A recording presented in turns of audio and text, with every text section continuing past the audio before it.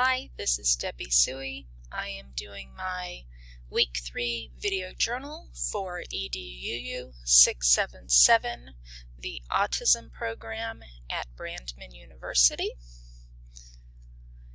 This presentation is for the communication and language or cognitive intervention.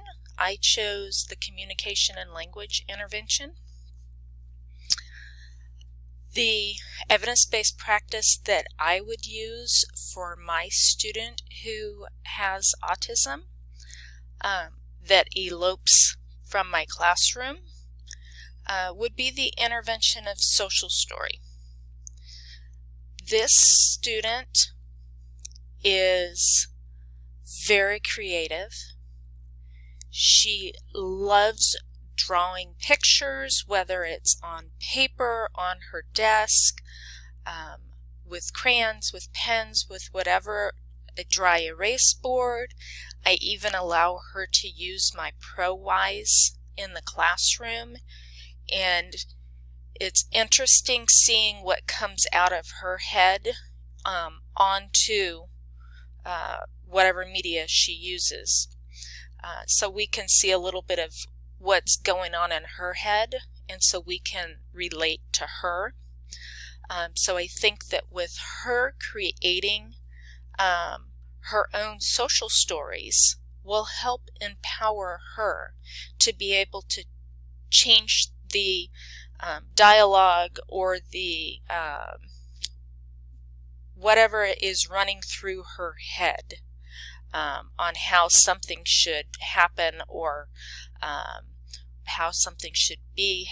She cares very much about how she is perceived, especially by her classmates, and she just hasn't made that connection yet, that when she does try to elope the classroom and she does have these behaviors, that makes her peers look at her. So she hasn't made that connection yet that that she needs to curtail her eloping with the behavior in order to have them not turn and look at her. She responds very well when she is front-loaded. So when we can be proactive for her and let her know that something is going to occur, or something, might happen, or, things like that. She, is very good at that. But when we try to help her on the other end of a behavior, she is very negative. She does not want anything from anybody. We even give her time and space, but she still tends to act more negatively at the reactive interventions that we put, that we try to help her. But some situations you just can't front load. You can't be prepared for every single situation that's out there. So with her doing the social story, I think that we can also put in other parameters within her social stories that might be relative to the other things that are happening, in our classroom life, and even her, life at home. That could help her. So we could change up her social stories as needed for her. This year she has made great strides with her overall behavior. It was like as soon as we came back from winter break, she was a new person and very, very, very much had less behaviors than prior to winter break. I've even asked Mom, what did they do different? And she said absolutely nothing. So I think that this is just her understanding what the expectations are, and it's just clicking with her, which in turn helps her, a great deal, and it also helps us.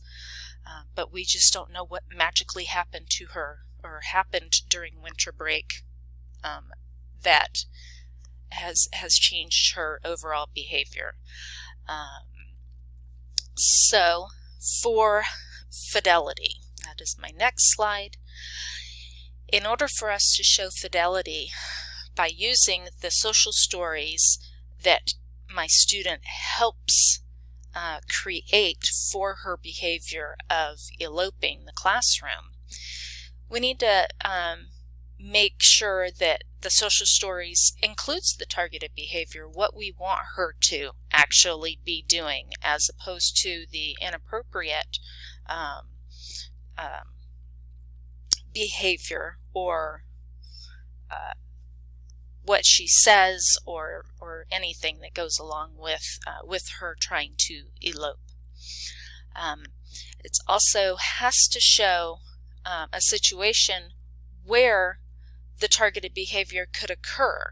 So if I had called her up because she did a great job at something, then her response should be that she has a smile on her face, that she is proud of herself, instead of the disruptive behavior that she would typically show. Also, there needs to be the outcome of having the targeted behavior. You have to have the who, the what, the when, the where, and the why. And just explain everything down to her with a minimal amount of pages, so she doesn't get so her head doesn't get wrapped around a larger storyline, I guess you would say. We need to make sure that it's written in her perspective, because she is so creative. She can definitely create one of these stories that would give a definite perspective from her. Also use the same phrase of some people to share what her friends would be doing if she had the targeted behavior instead of the disruptive behavior. So if I did call up my student's name or called on her and told her that she was doing a great job, and she smiled, and then her peers or her classmates would just in turn smile and then go on with doing their whatever they were doing, as opposed to when they all, like a magnet, their heads turn straight to her disruptive behavior.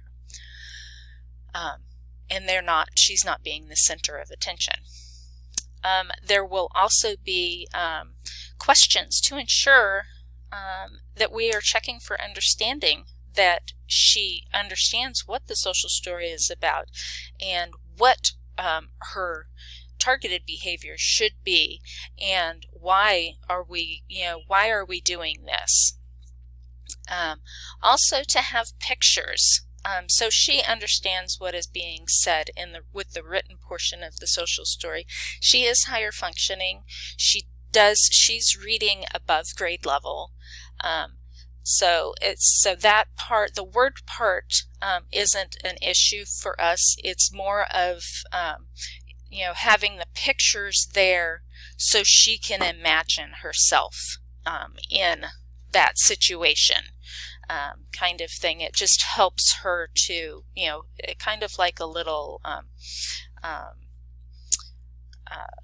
enticement for her to say, oh, well, what if that was really me? Kind of a thing. And obviously, with all of the evidence-based practices that we do, all of the interventions that we do, we will definitely collect data to make sure that that everything that we are doing has been done correctly and has been done with fidelity to ensure that our students who are receiving these EBPs are getting that with fidelity, that they are getting it consistently and in the same manner as was discussed originally when we first came up with this, the use of this intervention. Thank you so much for listening. I hope you enjoyed my presentation. Bye-bye.